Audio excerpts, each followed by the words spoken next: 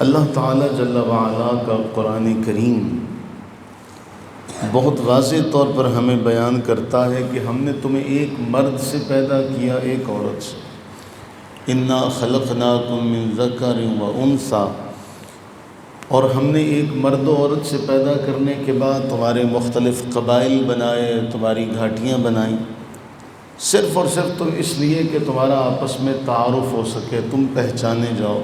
لیکن عزت کا معیار اگر جاننا چاہتے ہو، ان اکرمکم عند اللہ اتقاکم، تو اللہ کے ہاں تمہاری ذات برادری اس اعتبار سے عزت نہیں ہے، اللہ کے ہاں عزت ہے تمہارے تقوی کے اعتبار سے۔ جو اللہ تعالیٰ جل وعلا سے جتنا زیادہ ڈرنے والا ہے وہ اتنا زیادہ معزز ہے۔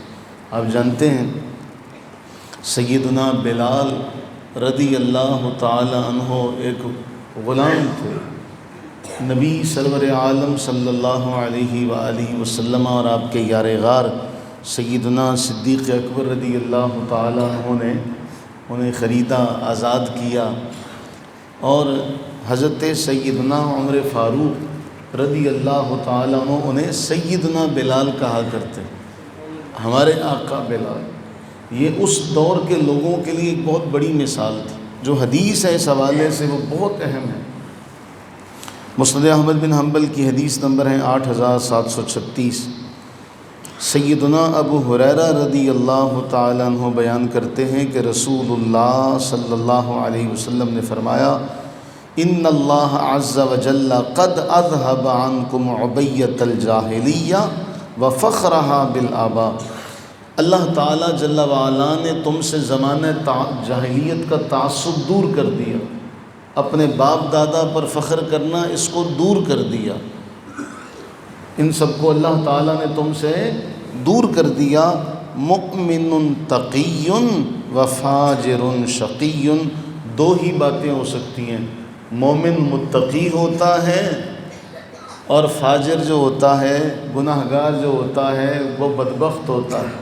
دو ہی باتیں، مومن ہمیشہ متقی ہوگا، گناہ گار ہمیشہ بدبخت ہوگا۔ جو گناہ کرنے والا ہے، اللہ کی نافرمانی کرنے والا ہے، فرمایا والناس بنو آدم، اور تمام کے تمام لوگ جو ہیں بنو آدم ہیں، آدم کی اولاد ہیں، اور آدم مٹی سے بنے تھے۔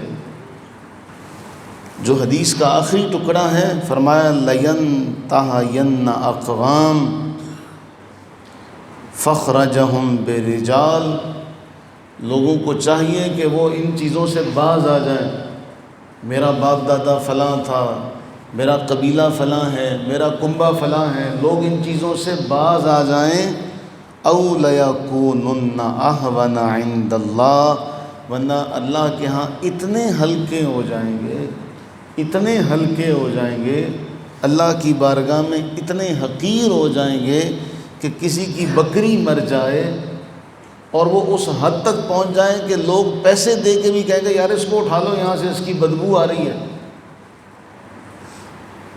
اس جانور کو جو آپ کے ہاں رہا ہو اور وہ مر جائے اور وہ بدبو چھوڑ دے تو ہم اس کو پیسے دینے کے لیے بھی تیار ہوں گے، بھی اس کو پیسے لے کے کوئی یہاں سے اٹھا لے۔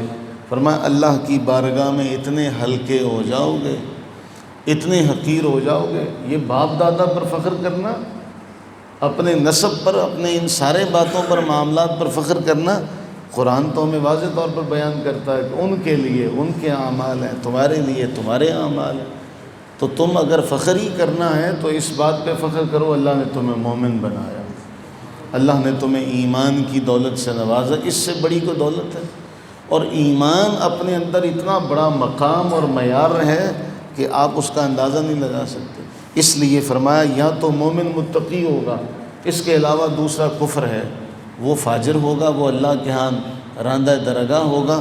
دو ہی درجے، مومن ہمیشہ متقی ہوتا ہے، اور اسی لیے کہا اللہ نے یہ تو دور کر دیا، یہ تو زمانہ جاہلیت والی باتیں ہیں جس کو قرآن کریم نے بیان کیا کہ یاد کرو، وَاذْكُرُوا نِعْمَةَ اللَّهِ، اللہ کی نعمت کو یاد کرو، اذ کنتم اعداء، جب تم دشمن تھے، فَأَلَّفَ بَيْنَ قُلُوبِكُمْ، اس نے تمہارے دلوں میں محبت ڈال دی، یہ جو محبت ہے نا، اللہ تعالیٰ قرآن کریم میں فرماتے ہیں لو انفقت ما فی الارض جمیعا، ساری روئے زمین کی دولت خرچ کرو تو دلوں میں محبت نہیں ڈال سکتے، ہم ہیں جو محبت ڈالتے ہیں۔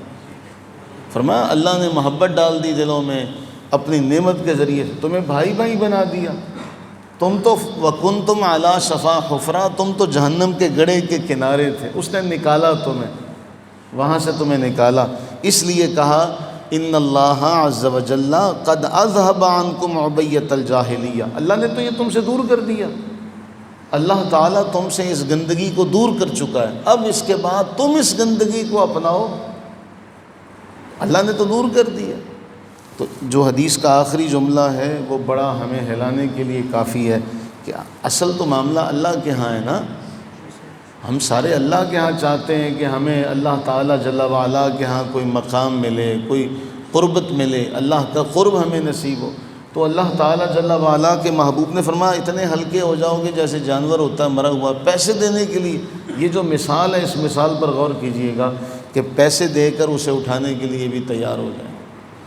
اللہ سے دعا فرمائیں کہ اللہ تعالیٰ ہم سب کو تقوی کی دولت عطا فرمائے، اللہ تعالیٰ ہم سب کے دلوں سے کدورتوں کو، بغض کو، تعصب کو، عناد و فساد کو دور فرمائے، آمین ثم آمین۔